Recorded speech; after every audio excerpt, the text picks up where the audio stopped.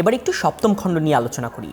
এতক্ষণে আমরা যেটি দেখতে পেয়েছি সেটি হচ্ছে আমাদের ওমর ফারুক রাদিয়াল্লাহু তাআলা আনহুর তার মানবিকতার দিকটি প্রকাশ পেয়েছে, তার যে দৃঢ়তার দিকটি সেটি প্রকাশ পেয়েছে। খালিদ বিন ওয়ালিদের প্রতি যে উদাহরণটি দেওয়া হয়েছে যে কীভাবে হচ্ছে দৃঢ়তার সাথে তিনি কেবলমাত্র একটি অপরাধ করার জন্য খালিদ বিন ওয়ালিদকে সেনাপ্রধান থেকে একজন মামুলি সেনা বানিয়ে দিয়েছি, সেই উদাহরণটি আমরা দেখেছি।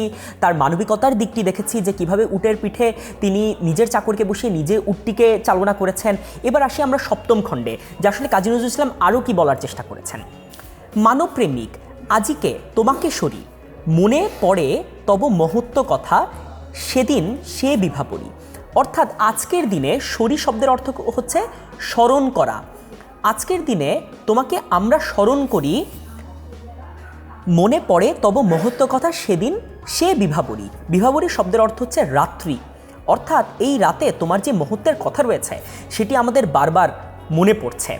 নগর ভ্রমণে বাহিরিয়া তুমি দেখিতে পাইলে দূরে, মায়েরে ঘিরিয়া ক্ষুধাতুর দুটি শিশু শোকরুণ সুরে, কাঁদিতেছে আর দুঃখিনী মাতা ছেলেরে ভুলাতে হায়, উনানে শূন্য হাড়ি চড়াইয়া কাঁদিয়া অকুলে চায়।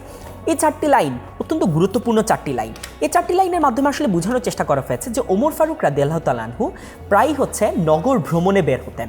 তিনি যখন খলিফা ছিলেন নগর ভ্রমণে বের হতেন এবং নগর ভ্রমণে বের হয়ে তিনি দেখার চেষ্টা করতেন যে আশেপাশের যে মানুষরা রয়েছে সেই মানুষদের আদৌ কোনো দুঃখ রয়েছে কিনা, অর্থাৎ তিনি যে রাষ্ট্র পরিচালনা করছেন সেই রাষ্ট্র পরিচালনা আদৌ কতটুকু ভালোভাবে হচ্ছে।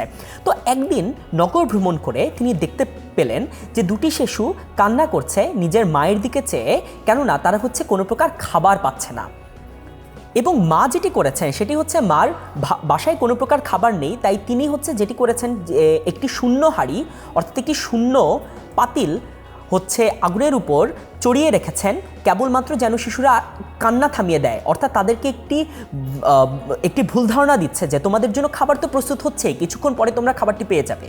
এটি দেখলো ওমর ফারুক রাদিয়াল্লাহু তাআলা আনহু নগর ভ্রমণে বেরিয়ে যে দুটি শিশু খাবার না পেয়ে হচ্ছে মাকে জ্বালাতন করছে এবং মা হচ্ছে আকাশের দিকে তাকিয়ে হচ্ছে কাঁদছে এবং উনানে অর্থাৎ চুলায় একটি শূন্য হাঁড়ি বা হচ্ছে যে হাঁড়িতে কোনো প্রকার খাবার নেই সেটি হচ্ছে চড়িয়ে আকাশের দিকে তাকিয়ে কাঁদছেন।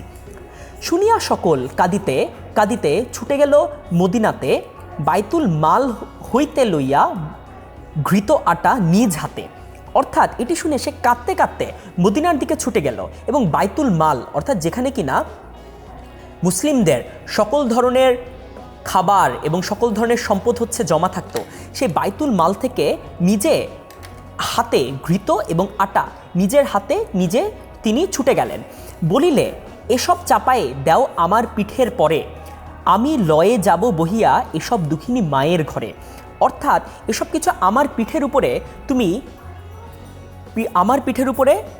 তার যে অন্য সাথীরা রয়েছে তাদেরকে বলল যে নিজের পিঠের উপরে তিনি নিয়ে যাবেন হচ্ছে দুঃখিনী মায়ের ঘরে, যেই দুঃখিনী মায়ে হচ্ছে ঘরে দুটি শিশু কান্না করছে খাবার না পেয়ে। অর্থাৎ এটির মাধ্যমেও আমাদের কাজী নজরুল ইসলাম এটি বোঝানোর চেষ্টা করলেন যে ওমর ফারুক রাদিয়াল্লাহু তাআলা আনহুর যে মানবিকতার দিকটি রয়েছে, অর্থাৎ প্রত্যেকটি রাতে তিনি নগর ভ্রমণে বের হতেন এবং দেখতেন যে কোনো মানুষ কোনো দুঃখে রয়েছে কিনা। এবং কেবলমাত্র সেটাই না, যদি কোনো মানুষের দুঃখ তিনি দেখতে পেতেন, কোনো মানুষের দুঃখ যদি তিনি দেখতে পেতেন তাহলে সেই মানুষের দুঃখটি কীভাবে ঘোচানো যায় সেটিও তিনি বারবার চেষ্টা করতেন। অর্থাৎ দ্রুত তিনি ফিরে আসতেন যে কীভাবে এই দুঃখটি ঘোচানো যায়, সেদিকে দ্রুত এসে দুঃখটি ঘোচানোর চেষ্টা করতেন এবং অন্য কারো সাহায্যও তিনি নিতেন না।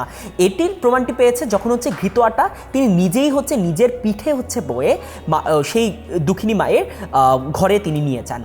এরই মাধ্যমে আমাদের সপ্তম খণ্ডটিও শেষ হলো। এতক্ষণ ধরে আমাদের এই ওমর ফারুক কবিতাটির আমরা যেই প্লেলিস্টটি বানিয়েছি সেটি দেখার জন্য ধন্যবাদ এবং একই সাথে শেষে কবিতাটির কি হয়েছে সেটি জানতে অবশ্যই তোমরা যেহেতু আগ্রহী, সুতরাং পরের খণ্ডে চলে যাও অষ্টম খণ্ডে এবং একই সাথে আমাদের সাথে সেখানে তোমাদের দেখা হবে। ধন্যবাদ সবাইকে, থাকো 10 মিনিট স্কুলের সাথে।